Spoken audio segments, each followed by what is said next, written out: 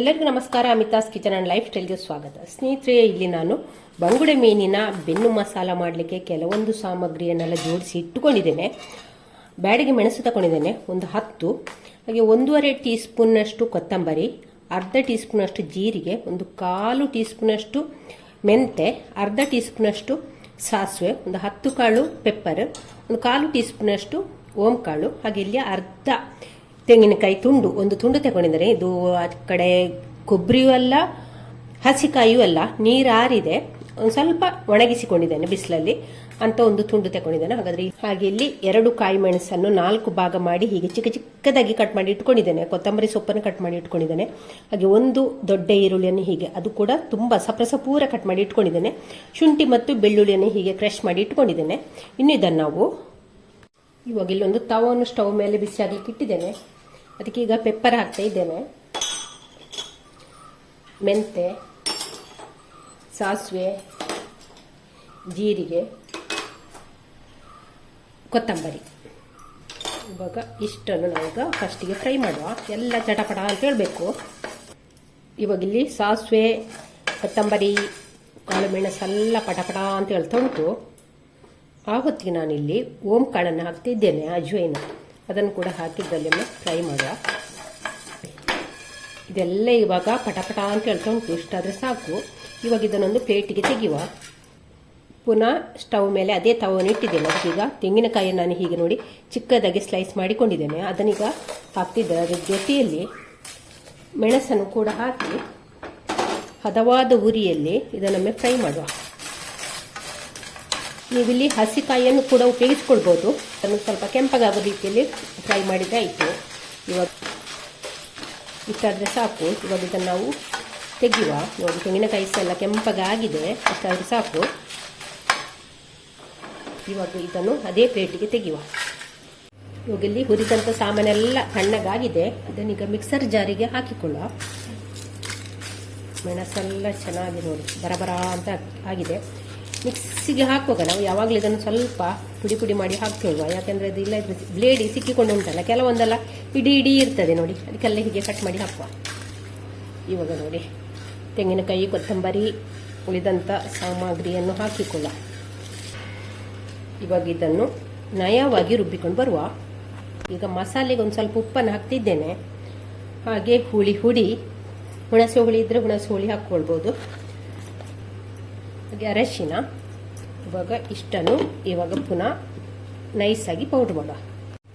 ನೋಡಿ, ಪೌಡ್ರ್ ಮಾಡಿಕೊಂಡಾಯಿತು ನೋಡಿ. ಇವಾಗ ಇದನ್ನು ನಾವು ಪಕ್ಕಕ್ಕೆ ಇಟ್ಟುಕೊಳ್ಳುವ. 4 ಮೀನನ್ನು ಕ್ಲೀನ್ ಮಾಡಿ ತಗೊಂಡಿದ್ದೇನೆ, ಕಡ್ಸಿ ಹಾಕಿದ್ದೇನೆ. ಇವಾಗ ಏನು ಮಾಡ್ದಂದರೆ ನೋಡಿ, ಕ್ಲೀನು ಈ ರೀತಿ ಮಾಡಿದ್ದೇನೆ ನೋಡಿ. ಬೇಕಂತಿದ್ರೆ ಈ ಮುಳ್ಳನ್ನು ಕೂಡ ತೆಗಿಬೋದು. ನೋಡಿ, ಈ ಮುಳ್ಳು ಈಸಿಯಾಗಿ ಬರ್ತದೆ. ಆಗ ನಮಗೆ ಹೀಗೆ ತೆಗೆದ್ರೆ ಉಂಟಲ್ಲ, ನಮಗೆ ಮೀನು ತಿನ್ನಲಿಕ್ಕೆಲ್ಲ ಸುಲಭ ಆಗ್ತದೆ. ಮಕ್ಕಳೆಲ್ಲ ಇದ್ದರೆ ಈ ರೀತಿ ಮಾಡಿ ನೋಡಿ, ಹೀಗೆ ಸುಲಭವಾಗಿ ತೆಗೆದು ಬರ್ತದೆ. ಹೀಗೆ ಎದುರಿದ್ದ ಈ ಮುಳ್ಳನ್ನೆಲ್ಲ ತೆಗೆದ್ರೆ ಆಯ್ತು ನೋಡಿ. ಹೀಗೆ ಬಂಗುಡೆ ಮೀನು ಬೆನ್ನು ಮಸಾಲ ಅಂತ ಹೇಳಿದ್ರಲ್ಲ, ಅದಕ್ಕೆ ನಾವಿಲ್ಲಿ ಬೆನ್ನನ್ನು ಈಗ ಓಪನ್ ಮಾಡಬೇಕಿದು. ಇಲ್ಲಿ ಚಾಕುಂಟಲ್ಲ, ಶಾರ್ಪ್ ಬೇಕು ನೋಡಿ. ಈ ರೀತಿ ಓಪನ್ ಮಾಡಬೇಕು, ತುಂಬ ಮಾಡಲಿಕ್ಕಿಲ್ಲ. ನೋಡಿ ಈ ರೀತಿ ಇಷ್ಟು ನೋಡಿ, ಇಷ್ಟು ಓಪನ್ ಮಾಡಬೇಕು. ಈ ಮುಳ್ಳಿನ ಸೈಡು ಗೊತ್ತಾಗ್ತದಲ್ಲ ನೋಡಿ, ಈ ರೀತಿ ಓಪನ್ ಮಾಡಿದ್ದಾಯಿತು. ಓಪನ್ ಮಾಡಿ ಇಲ್ಲೆಲ್ಲ ಕಡ್ಸು ಹಾಕಿಕೊಳ್ಳೋ. ಹೀಗೆ ಸಣ್ಣ ಸಣ್ಣ ಕಡ್ಸು ಹಾಕಿಕೊಳ್ಳೋ. ಹೀಗೆ ಈ ರೀತಿ ಇಲ್ಲಿ ಕೂಡ ಓಪನ್ ಉಂಟು, ಇಲ್ಲಿ ಕೂಡ ಓಪನ್ ಉಂಟು, ಸೈಡೆಲ್ಲ ಇದ್ದುಂಟು. ಹಾಗೆ ಇದು 150 ರೂಪಾಯಿ, 4 ಮೀನಿಗೆ 150 ರೂಪಾಯಿ. ಹಾಗೆ ದೊಡ್ಡ ದೊಡ್ಡ ಬಂಗುಡೆ ಫ್ರೆಶ್ ಉಂಟು ಕೂಡ, ಗಟ್ಟಿ ಉಂಟು ಕೂಡ ನೋಡಿ. ಇದನ್ನು ಕೂಡ ಎಲ್ಲ ಓಪನ್ ಮಾಡಿ ಇಟ್ಕೊಂಡಿದ್ದೇನೆ ಫಸ್ಟಿಗೆ ನೋಡಿ. ಹೀಗೆ ಎಲ್ಲ ಮೀನನ್ನು ಕೂಡ ಓಪನ್ ಮಾಡಿ ಇಟ್ಕೊಂಡಿದ್ದೇನೆ. ಇನ್ನಿದನ್ನು ನಾವು ಈಗ ಇದಕ್ಕೆ ಒಂದು ಸ್ವಲ್ಪ ಅರಶಿನವನ್ನು ಹಾಕಿಕೊಳ್ಳುವ. ಇಲ್ಲೊಂದು ಸ್ವಲ್ಪ ಒಂದು 1/4 ಟೀ ಸ್ಪೂನಷ್ಟು ಪೆಪ್ಪರ್ ಪೌಡ್ರನ್ನು ಹಾಕುವ. ರೆಡ್ ಚಿಲ್ಲಿ ಪೌಡ್ರ್ ಕೂಡ ಆಗ್ತದೆ. ಹಾಗೆ ಇಲ್ಲಿ ನಾನು ಕಾಚಿ ಪುಳಿ ರಸ ತಗೊಳ್ತಿದ್ದೇನೆ. ನೀವು ನಿಂಬೆ ರಸ ಇದ್ದರೆ ನಿಂಬೆ ರಸ ಹಾಕ್ಕೊಳ್ಬೋದು, ಇಲ್ಲ ಹುಣಸುಳಿ ರಸ ಕೂಡ ಹಾಕಿಕೊಳ್ಬೋದು ನೋಡಿ. ಸ್ವಲ್ಪ ಕಾಚಿ ಪುಳಿ ರಸವನ್ನು ಹಾಕಿಕೊಳ್ಳುವ. ಬಂಗುಡೆ ಮೀನಿಗೆ ಉಂಟಲ್ಲ, ಒಂದು ಸ್ವಲ್ಪ ಹುಳಿ ಜಾಸ್ತಿ ಇದ್ರೆ ಉಂಟಲ್ಲ ಒಳ್ಳೇದಾಗ್ತದೆ. ಸ್ವಲ್ಪ ಹುಳಿ ಸಾರಾಗಲಿ, ನಾವು ಮಸಾಲ ಫ್ರೈ ಮಾಡೋದಾಗಲಿ, ಮಸಾಲ ಸಾರು ಮಾಡೋದಾಗಲಿ ಅಥವಾ ಮಸಾಲ ಫ್ರೈ ಮಾಡುವಾಗ ಒಂದು ಸ್ವಲ್ಪ ಹುಳಿ ಜಾಸ್ತಿ ಇದ್ರೆ ಉಂಟಲ್ಲ ಒಳ್ಳೇದಾಗ್ತದೆ. ಇವಾಗ ಇದನ್ನೆಲ್ಲಮೇ ಚೆನ್ನಾಗಿ ಎರಡು ಸೈಡ್ ಕೂಡ ಚೆನ್ನಾಗಿ ಸವರಿಕೊಳ್ಳುವ. ಇವಾಗ ಇಲ್ಲಿ ಉಪ್ಪನ್ನು ಕೂಡ ಹಾಕ್ತಾ ಇದ್ದೇನೆ.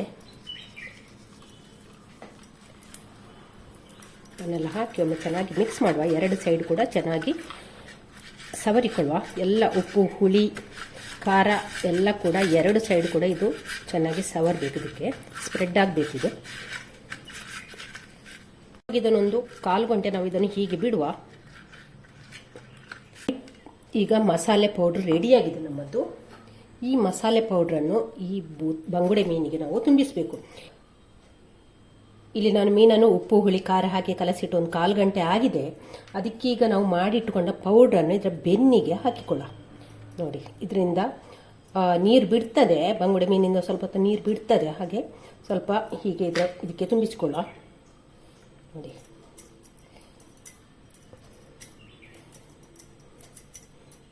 ಹೀಗೆ ತುಂಬಿಸುವ. ಎಲ್ಲ ಮೀನಿಗೆ ಕೂಡ ಇದೇ ರೀತಿ ತುಂಬಿಸಿದ್ರೆ ಆಯ್ತು. ನೋಡಿ, ಎಲ್ಲ ಕೂಡ ಇದೇ ರೀತಿ ತುಂಬಿಸಿಟ್ಕೊಂಡ್ರೆ ಆಯ್ತು. ನೋಡಿ, ಇವಾಗ ಇಲ್ಲಿ ನಾವು ಜಜ್ಜಿಟ್ಟುಕೊಂಡಿರುವಂಥ ಶುಂಠಿ ಬೆಳ್ಳುಳ್ಳಿ ಪೇಸ್ಟನ್ನು ಕೂಡ ಹಾಕಿಕೊಳ್ಳುವ. ಅದರ ಜೊತೆಯಲ್ಲಿ ಮಸಾಲೆಯನ್ನು ಕೂಡ ಹಾಕುವ.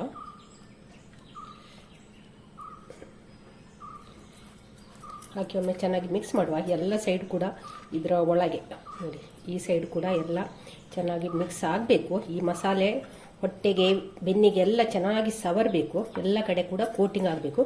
ಆ ರೀತಿ ಕಲಸಿಕೊಳ್ಳುವ.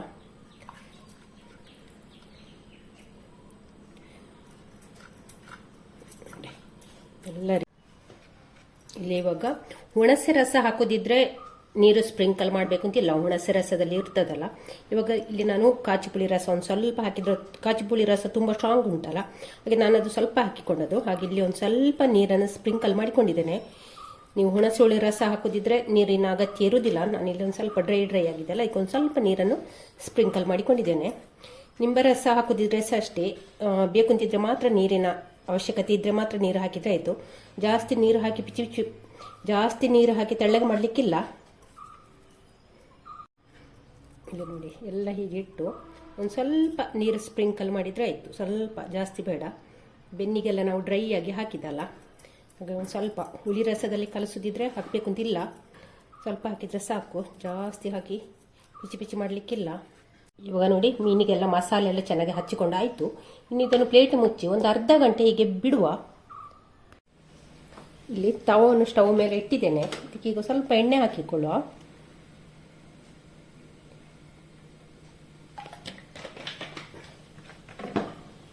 ಎಣ್ಣೆಯನ್ನು ಪೂರ್ತಿ ಸವರಿಕೊಳ್ಳುವ.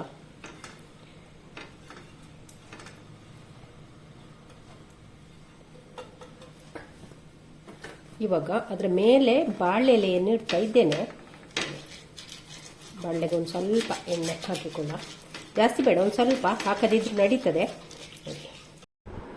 ಇಲ್ಲಿಗ ನಾನು ಈರುಳ್ಳಿ, ಕೊತ್ತಂಬರಿ ಸೊಪ್ಪು, ಶುಂಠಿ ಬೆಳ್ಳುಳ್ಳಿ ಪೇಸ್ಟ್ ಇದಕ್ಕೆಲ್ಲ ಒಂದು ಸ್ವಲ್ಪ ಉಪ್ಪು ಹಾಕಿ ಚೆನ್ನಾಗಿ ಕಲಸಿಟ್ಟಿದ್ದೇನೆ.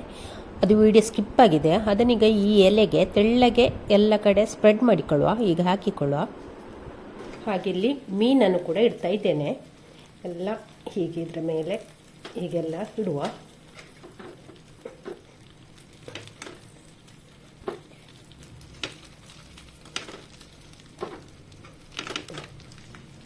ಇಟ್ಟ ನಂತರ ಅದರ ಮೇಲೆ ಕೂಡ ಈ ಈರುಳ್ಳಿ ಮತ್ತು ಶುಂಠಿ ಬೆಳ್ಳುಳ್ಳಿ ಪೇಸ್ಟನ್ನು ಮಿಶ್ರಣವನ್ನು ಇದರ ಮೇಲೆ ಇಡುವ.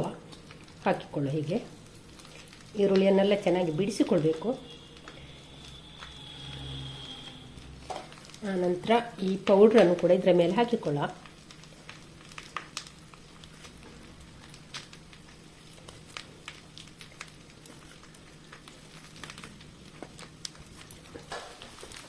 ಈಗ ಮೇಲಿಂದ ಬಾಳೆಲೆಯನ್ನು ಮುಚ್ಚುವ. ಸ್ವಲ್ಪ ಹೀಗೆ ಪ್ರೆಸ್ ಮಾಡಬೇಕು. ನಂತರ ಮುಚ್ಚಳ ಮುಚ್ಚಿ ಹೀಗೆ ಮುಚ್ಚಳ ಮುಚ್ಚೋದಕ್ಕೆ ಹೀಗೆ ಗಟ್ಟಿ ಮುಚ್ಚಳ ಮುಚ್ಚಿ ಒಂದು 5 ನಿಮಿಷ ನಾವು ಇದನ್ನು ಬೆಂಕಿಯನ್ನು ಲೋ ಇಟ್ಟು ಒಂದು 5 ನಿಮಿಷ ಮುಚ್ಚಳ ಮುಚ್ಚಿ ಬೇಯಿಸಿಕೊಳ್ಳುವ. ಬಂಗುಡೆ ಬೆನ್ನು ಮಸಾಲವನ್ನು 10 ನಿಮಿಷ ಆಯಿತು ನಾನು ತವದಲ್ಲಿಟ್ಟು ಇವಾಗ ಇದನ್ನು ನಾವು ಮಗುಚಿ ಹಾಕಿಕೊಳ್ಳುವ. ನೋಡಿ, ಇವಾಗ ಈ ಪ್ಲೇಟಿಗೆ ಇದನ್ನು ನಾವು ಮಗುಚಿ ಹಾಕಿಕೊಳ್ಳುವ. ಹಾಗೆ ಒಳ್ಳೆ ಹಬ್ಬ ಘಮ ಘಮ ಘಮ ಘಮ ಅಂದರೆ ಅಷ್ಟು ಘಮ ಘಮ ಬರ್ತಾ ಉಂಟು. ಇವಾಗ ಮೆಲ್ಲ ನಾವು ಈ ಪ್ಲೇಟನ್ನು ಇದಕ್ಕೆ ಜಾರಿಸಿಕೊಳ್ಳೋಣ. ನೋಡಿ, ಜಾರಿಸಿ ಇವಾಗ ಪುನಃ ಇದನ್ನು ನಾವು ಡಬಲ್ ಎಲೆ ಹಾಕಿದ್ದೇನೆ ನಾನು, ಅಂದರೆ ಬೇಗ ಸೀದು ಹೋಗ್ಬೋದು ಅಂತ ಡಬಲ್ ಎಲೆ ಹಾಕಿದ್ದೇನೆ. ನೀವು ಕೂಡ ಡಬಲ್ ಎಲೆ ಹಾಕಿಕೊಳ್ಳಿ. ಹಾಕಿದ್ದು ಪುನಃ ನಾವು ಇವಾಗ ಇದನ್ನು ಮುಚ್ಚಿ ಇನ್ನೊಂದು 10 ನಿಮಿಷ ನಾವು 2 ಸೈಡ್ ಕೂಡ ಬೇಯಿಸ್ಕೊಳ್ಳುವ. ಒಂದು ಸೈಡ್ 10 ನಿಮಿಷ ಬೇಯಿಸ್ಕೊಂಡಿದ್ದೇನೆ. ಇನ್ನು ಪುನಃ ಈಗ ನಾವು ಉಲ್ಟ ಮಾಡಿ ಹಾಕಿದ್ದೇವಲ್ಲ, ಇನ್ನು ಇದನ್ನು ಪುನಃ 10 ನಿಮಿಷ ಬೇಯಿಸ್ಕೊಳ್ಳುವ. ಬೆಂಕಿಯನ್ನು ಸಿಮ್ಮಲ್ಲಿ ಇಟ್ಕೊಳ್ಳುವ. ಈಗ ನೋಡುವ ಬಂಗುಡೆ ಬೆನ್ನು ಮಸಾಲ ಯಾವ ರೀತಿ ಬಂದಿದೆ ಅಂತ. ಸುಮಾರು ಒಂದು 25 ನಿಮಿಷವೇ ಆಯಿತು 2 ಸೈಡ್ ಬೇಯಿಸ್ಕೊಳ್ಳೋದು. ವಾವ್, ಒಳ್ಳೆ ಘಮ ಘಮ ಪರಿಮಳ ಬರ್ತಾ ಉಂಟು.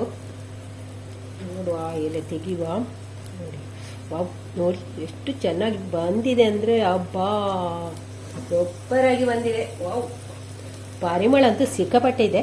ಹಾಗೆ ಕೆಳಗೆ ಕೂಡ ಚೆನ್ನಾಗಿ ಬೆಂದಿದೆ. ನೋಡಿ, ನಿಮಗೆ ಡೌಟ್ ಇದ್ದರೆ ನಾನು ಇದನ್ನು ಬಿಡಿಸಿ ತೋರಿಸ್ತೇನೆ. ನೋಡಿ ಎಷ್ಟು ಸಾಫ್ಟಾಗಿ ನೋಡಿ ಬಂದಿದೆ. ನೋಡಿ, ಮುಳ್ಳಿಂದೆಲ್ಲ ಮಾಂಸ ಬಿಟ್ಟುಕೊಂಡು ಬರ್ತದೆ. ನೋಡಿ, ಚೆನ್ನಾಗಿ ಬಿಡಿ ಬಿಡಿಯಾಗಿ ನೋಡಿ ಹೀಗೆ ಬಿಟ್ಟುಕೊಂಡು ಬಂದರೆ ಇದು ಬೆಂದಿದೆ ಅಂತ ನಮಗೆ ಅಂದಾಜು. ನೋಡಿ, ಇದು ನಮಗೆ ಗಂಜಿಗುಂಟಲ್ಲ, ಒಂದು ಬೆಸ್ಟ್ ಕಾಂಬಿನೇಷನ್ ಹೇಳ್ಬೋದು. ಹಾಗೆ ಅನ್ನದ ಜೊತೆ ಕೂಡ ಸೈಡ್ ಡಿಶ್ ಆಗಿ ಕೂಡ ತಿನ್ಬೋದು. ನೋಡಿ ಸ್ನೇಹಿತರೆ, ಬಂಗುಡೆ ಮೀನಿನ ಬೆನ್ನು ಮಸಾಲ ರೆಡಿಯಾಗಿದೆ. ಮನೆ ಅದ್ಭುತವಾಗಿ ಬಂದಿದೆ ಕೂಡ. ಪರಿಮಳ ಅಂತೂ ಸಿಕ್ಕಾಬಟ್ಟೆ ಉಂಟು. ನಿಮಗೆ ಕೂಡ ಮೀನು ಒಂದೇ ಥರ ಮಾಡಿ ಮಾಡಿ ಬೋರ್ ಅನಿಸ್ಲಿಲ್ವಾ? ಹಾಗಾದರೆ ಇದನ್ನು ಒಮ್ಮೆ ಟ್ರೈ ಮಾಡಿ. ನಿಮ್ಮ ಮನೆ ಮಂದಿ ಎಲ್ಲ ಹೊಗಳ್ತಾರೆ ನಿಮ್ಮನ್ನು. ಅಷ್ಟು ಅದ್ಭುತವಾದ ಒಂದು ರೆಸಿಪಿ. ಒಲೆ ಇದ್ದರೆ ಗೆಂಡದಲ್ಲಿ ಕೂಡ ಮಾಡ್ಬೋದು, ಮಣ್ಣಿನ ಪಾತ್ರೆಗೆ ಹಾಕಿ ಕೂಡ ಮಾಡ್ಬೋದು. ಇದನ್ನು ಸುಲಭವಾಗಿ ಮಾಡುವಂಥ ರೆಸಿಪಿ. ಹಾಗಾದರೆ ನಾಳಿನ ಹೊಸ ಬ್ಲಾಗ್ ಅಥವಾ ರೆಸಿಪಿಯೊಂದಿಗೆ ಸಿಗೋಣ. ಅಲ್ಲಿಯವರೆಗೆ ಟೇಕ್ ಕೇರ್, ಬಾಯ್ ಬಾಯ್.